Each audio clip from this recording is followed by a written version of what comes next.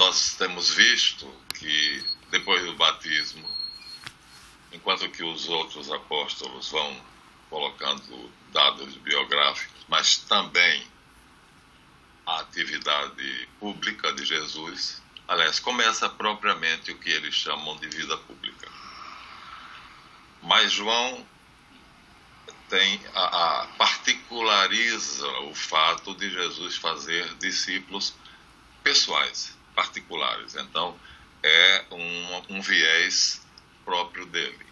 Então, ele fica com 3 atividades principais. Em Jerusalém, fazendo milagres, pregando nas sinagogas, não só de Jerusalém, vizinhas, e anunciando um suposto reino de Deus que para os judeus seria um reino mesmo, material, e a dificuldade dele vai ser desconstruir na cabeça dos apóstolos e dessas pessoas com quem ele teve contato pessoal, Nicodemos, Arimateia, o pai de João Marcos, desconstruir isso, porque a missão dele como Messias é bastante diferente.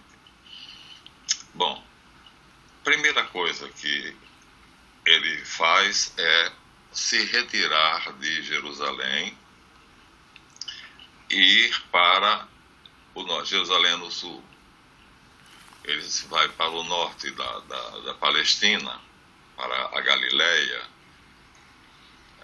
Primeiro porque ele sabe que os gentios, ali era um reduto, uma mistura de raças, os reis que conquistavam vários, davam as lideranças para ali, para cortar a cabeça da revolução.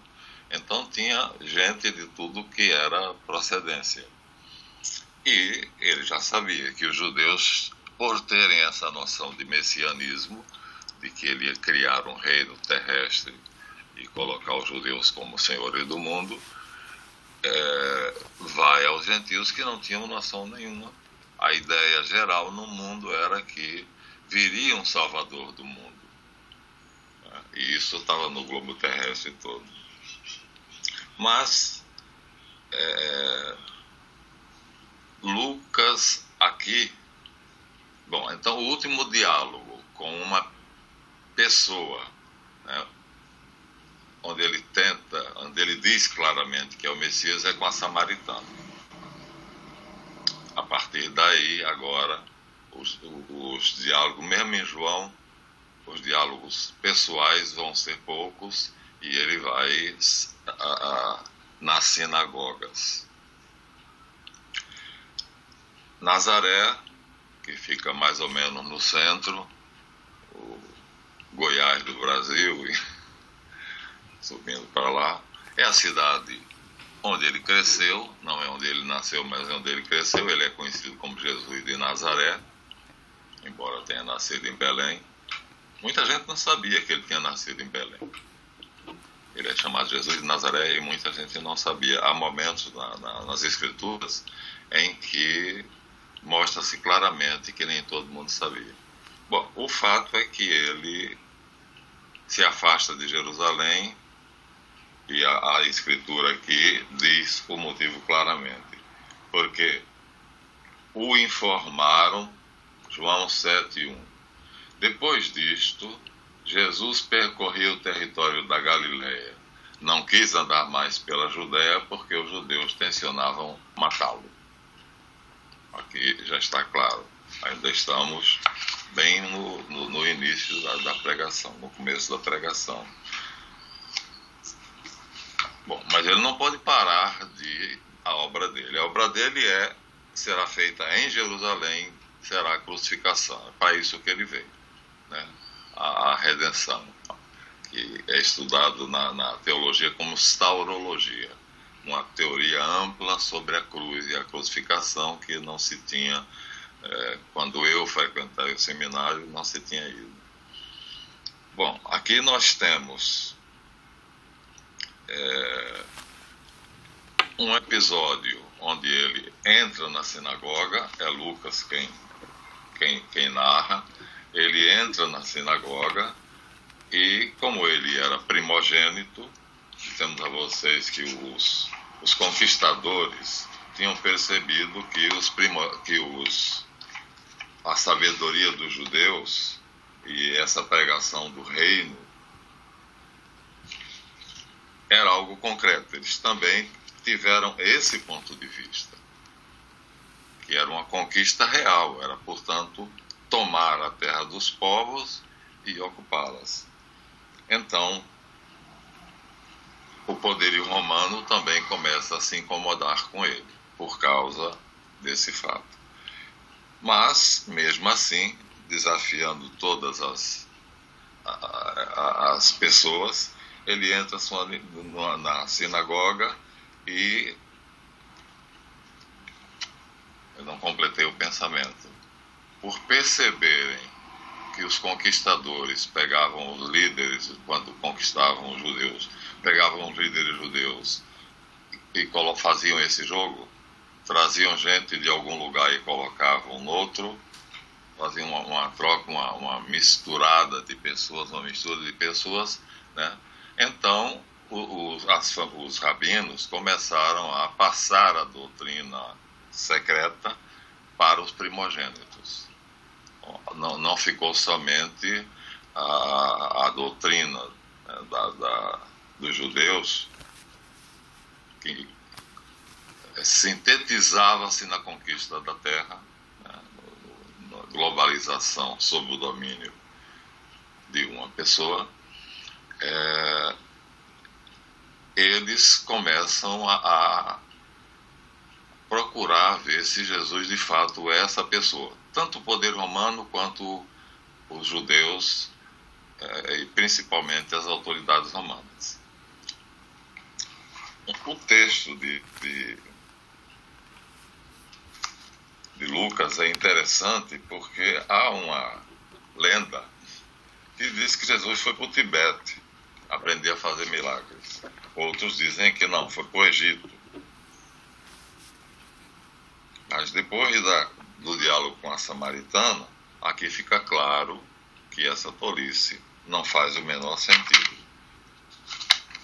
Lucas diz que ele entrou na sinagoga, Lucas 4, de 16 a 30. Entrou na sinagoga, ficou com vários outros primogênitos, quer dizer, os primogênitos iam à sinagoga, ocupavam o lugar de destaque e recebiam um ensinamento particularmente sagrado, participavam do culto. Aqui, o chefe da sinagoga entrega a Jesus o rolo do profeta Isaías. A descrição é detalhada, ele sobe no lugar de destaque, pega o rolo, beija, pois desenrola a parte do texto que diz assim: o Espírito do Senhor repousa sobre mim.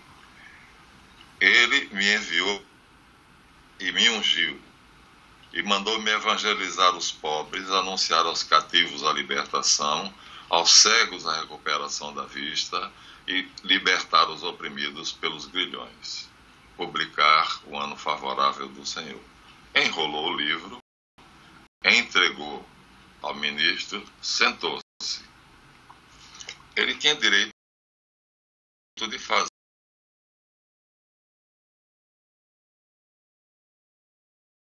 os comentários antes do ministro fazer. Dentro de uma sinagoga.